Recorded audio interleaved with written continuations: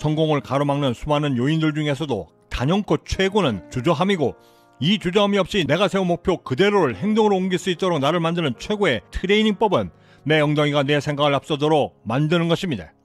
꿈도 목표도 없이 그저 방황하던 20대 시절, 무작정 걸리던 종로에서 홀린 듯 빨려 들어가 마주해야만 했던 탑골 공원에서의 그 무기력함과 실패의 그림자들은 지금 이 방황하는 삶이 계속된다라고 했을 때 내 노년 역시도 절대 저들과 다르지 않게 될 것이다 라고 하는 두려움이 순간적으로 엄습해 들어왔고, 내 노년은 이곳에서 저런 모습으로 절대 있지 않게 할 것이다 라고 하는 간절한 결심으로 시작된 성공의 여정이었지만, 타고난 저의 가난한 근성들은 당시 굳건했던 그 모든 간절함과 두려움들을 매우 쉽게 잊어버리게 만들었고, 성공을 향한 매 결심때마다에도 저를 계속해서 머뭇거리며 주저하게 만들었습니다.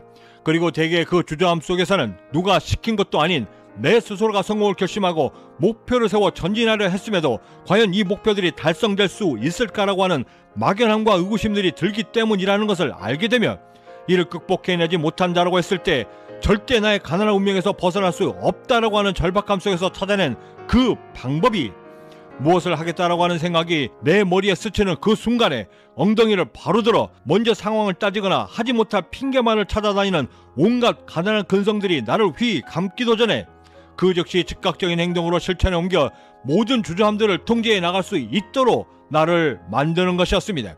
그리고 이때 즉각적인 행동의 수준은 공이 정면으로 나에게 날아왔을 때 내 의지에 상관없이 눈을 감게 만드는 연수 반사작용의 그것처럼 무언가를 결심하는 그 순간에 모든 생각과 감정 회로를 거치지 않고 조건 반사적으로 행동으로 옮길 수 있도록 만드는 것이었는데, 십수년 동안 이를 발전시키며 직접 행동으로 실천하며 깨닫게 된 한 가지는, 주저함을 통제하여 즉각적인 행동이 가능해지면서 뜻하지도 않았던 성과를 얻는 것은 물론이고 행운까지도 함께 얻을 수 있다라는 사실이었습니다. 캐나다에서 사업을 시작하여 얼마 안 돼 운전을 하며 처음으로 과속 티켓을 끊게 되었고, 캐나다 자동차 보험이 범칙금과 함께 부과되는 벌점에 따라 살인적인 인상률이 결정되고 있음을 알고 있는 저는 벌점만큼은 절대 피하고 싶어 우편으로 출석 일자와 시간을 통보받고 기다리고 있다가 당일이 되어 법원 출석 시간 오전 9시 반을 완전히 잊고 10시가 되어서야 이를 발견하며 순간적인 저의 가난한 근성은 가봐야 이미 때는 늦었어 가지마 라고 이야기하는 반면, 저의 또 다른 성숙한 근성은 당할 때 당하더라도 최소한 가보거나 후회해라 라고 저를 다그치고 있었고, 그 순간에조차 이미 본능적으로 반응하게 만들었던 저의 엉덩이는 저를 일으켜 세워 차를 달리게 하였고 판결을 이끌어 내었습니다. 법원을 나오며 절실하게 깨닫게 된 한 가지는, 만약 내가 그때 그 가난한 근성이 말했던 것처럼 주저하고 포기했었더라면 줄어든 벌금은 물론이고 매달 날라드는 고액으로 인상된 자동차보험 납부서를 보며 분명 제 자신을 심하게 자책했을 것이고, 삶에서의 행운도 행동치 아니하면 절대 내 삶에서 일어나지 않는다라고 하는 귀한 교훈 역시도 함께 얻게 되었습니다. 악의 마음을 읽는 자들이라는 드라마에서 한 범죄자는 모든 범죄자들에게는 자신처럼 절대 버리지 못하는 버릇, 즉 그들만의 범죄 시그니처가 있음을 설명하며, 폭력을 휘두르는 자신의 아버지가 자신을 때릴 때마다의 그 빌미가 식사 때마다 단 한 숟가락만을 남기는 것이었고, 십수년 동안 한 숟가락을 남기는 그 버릇 때문에 그토록 폭행을 당했음에도 무기수가 된 지금까지도 그 마지막 한 숟가락을 목으로 넘기지 못하고 있다라고 이야기했습니다. 우리 모두에게는 제 아무리 노력을 해도 고치지 못하는 버릇들이 하나씩 있습니다. 이것들이 나를 성공으로 이끄는 것이든 계속해서 나를 가난 속에 머물게 만드는 것이든, 그것이 우리들 각자만의 시그니처라고 했을 때 설사 그 마지막 한 숟가락을 내 목으로 넘겨내어 그 습관을 고쳐 나를 통제하듯 여전히 주저함으로 일관하듯, 분명한 사실은 이겨내려는 그 욕심도 그저 안주하려는 그 주저함도 반복이 되면 나의 습관이 되고, 그 습관이 결국에는 내 모든 인생을 이끌어 간다는 사실입니다. 최강 야구에서 이대호 선수는 아주 작은 실수를 하던 아마추어 선수들에게 이렇게 이야기했습니다. 놓칠 수 있다가 아니야. 아마추어는 놓칠 수 있다라고 쳐도 그것이 설사 불규칙 바운드를 할지라도 프로의 세계에서는 절대 핑계가 될 수 없어.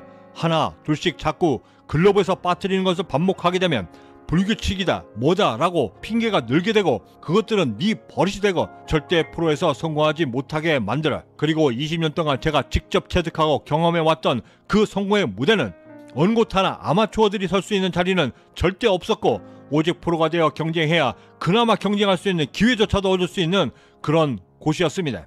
얼마 전에 읽었던 책에서는 이런 말이 있었습니다.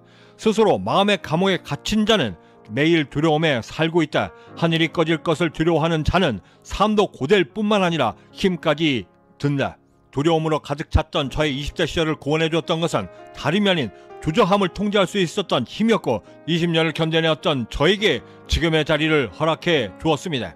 구독과 좋아요, 알림 설정은 나에 대한 의심을 자긍심으로, 미래에 대한 두려움과 막연함을 확신으로 바꾸기 위한 주저함을 먼저 통제하려 했을 때 성공적 하루를 만들기 위한 바로 그 성공 영감을 놓치지 않고 받아보실 수 있고, 나를 향한 자신감으로 성공에 도달하기 위한 남다른 동기부여까지도 함께 얻을 수 있는 계기가 되리라 감히 자신합니다. 마지막으로 심리상담사로도 활동하고 계시는 박상미 교수님의 자존감과 고동력에 대한 공감 있는 말에 제 경험을 함께 얹어 각색하여 전해드리며 마칠까 합니다. 저는 여기서 먼저 인사드려야 할 것 같습니다. 그 어디에 계시든 성공에 한 걸음 더 다가서시는 하루가 되시길 진심으로 바라고, 저는 내일 아침에도 따뜻한 커피 한 잔과 성공 영감을 들고 다시 찾아뵙겠습니다. 지금까지 경제적 자유민이었습니다. 감사합니다. 고동력과 자존감이 낮은 사람도 고동력이 좋은 사람도 똑같이 나에게 돈을 쓰는 것을 아까워합니다. 타인에게 선물한다 했을 때 자존감이 낮은 사람은 몇 날 며칠 고민하며 온갖 검색을 하면서도 좋아할까 싫어할까를 고민하지만, 고동력이 좋은 사람들은 이런 걱정은 절대 하지 않죠. 둘 다 정작 나에게 선물하는 것조차도 돈을 쓰지 않고 인색하지만 말이죠. 그 사람의 고동력과 자존감의 차이를 보려면 그 사람이 쓰는 개인 공간을 보면 정확히 알 수 있습니다. 나를 귀하게 여기고 나를 잘 대접하는 자기 동정이 강한 사람들은 자기만의 방, 자기만의 침실, 가격과 상관없이 정말 내가 좋아하는 것들로 예쁘고 깔끔하게 꾸미며 사는데, 고동력을 높이는 것도 자꾸 연습을 하다 보면 특정한 능력으로도 발전하게 됩니다. 선물을 살 때의 고민, 그리고 내 방을 꾸미는 것과 같은 이런 사소한 것들이 정작 중요한 이유는 이 작고 사소한 것들이 모이고 쌓여 결국 나의 고동력과 자존감을 만들어 나가기 때문입니다. 내가 나 자신을 홀대하면 사람들도 이를 본능적으로 알아내어 나를 우습게 봅니다. 그런 건 절대 숨길 수가 없어요.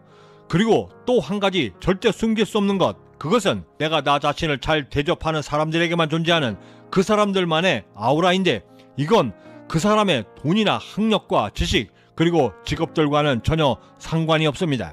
여기서 더 중요한 것은 이건 절대 남들이 해주는 게 아니라는 겁니다.